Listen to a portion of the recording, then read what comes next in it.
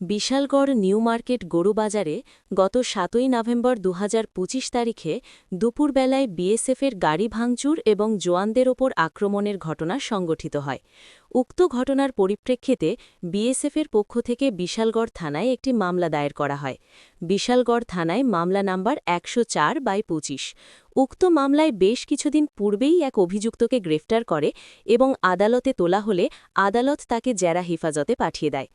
দীর্ঘদিন ধরে পালিয়ে থাকা রবিউল হোসেন ওরফে ব্লু নামে এক অভিযুক্তকে দুর্গানগর হাসান হোসেন পাড়া থেকে শনিবার গভীর রাতে গোপন খবর ভিত্তিতে বিশালগড় থানা পুলিশ গ্রেফতার করেন।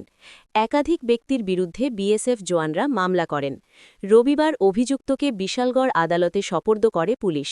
বাকি অভিযুক্তদের দ্রুত জালে তুলবে বলে থানায় সাংবাদিক সম্মেলন করে জানান ওসি বিজয় দাস।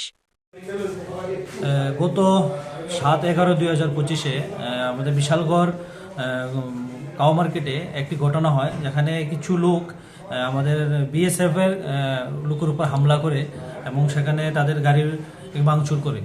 তো ওই ঘটনার পরিপ্রেক্ষিতে আমরা একটা কেস রেজিস্টার করি, যার কেস নাম্বার ১০৪/২০২৫। ওই কেস বলে আমরা প্রথমেই একজনকে অ্যারেস্ট করেছিলাম, অ্যারেস্ট করে তাকে আমরা আদালতে প্রেরণ করি। তো ওই কেসেই অভিযুক্ত দীর্ঘদিন ধরে সে পলাতক ছিল। তো গতকাল রাত্রে আমরা গোপন সংবাদের ভিত্তিতে আরেকজনকে আটক করি, যার নাম রবিউল হোসেন, ডাকনাম বলু। তাকে আমরা তার বাড়ি থেকে গতকাল রাত্রে অ্যারেস্ট করি এবং আজকে আমরা পুলিশ রিমান্ড চেয়ে তাকে আদালতে প্রেরণ করছি। এমনিতেই সর্বমোট কতজনের নামে মামলাটা হয়েছিল? মামলা হয়েছে প্রায় ৪ থেকে ৫ জনের বিরুদ্ধে এবং আদার্স তাদের বিরুদ্ধে আমরা তদন্ত করে এবং ফুটেজ দেখে যারা এই কেসের সঙ্গে যুক্ত আমরা অতি সত্ত্বর তাদেরকেও আমরা অ্যারেস্ট করে তাদের বিরুদ্ধে আমরা আইনগত ব্যবস্থা নেব। এই পর্যন্ত বিশালগড় থানা কতজনকে আটক করেছে? এই পর্যন্ত ২ জনকে আমরা আটক করেছি, বাকিরাও আমরা খোঁজখবর নিচ্ছি, তারা পলাতক আছেন, তাদেরকেও আমরা অতি সত্ত্বর অ্যারেস্ট করে আমরা আদালতে প্রেরণ করব। কালকে যাকে অ্যারেস্ট করেছেন মানে ওর বাড়ি কোথায়? ওর বাড়ি হাসান হোসেন পাড়া, দুর্গানগর।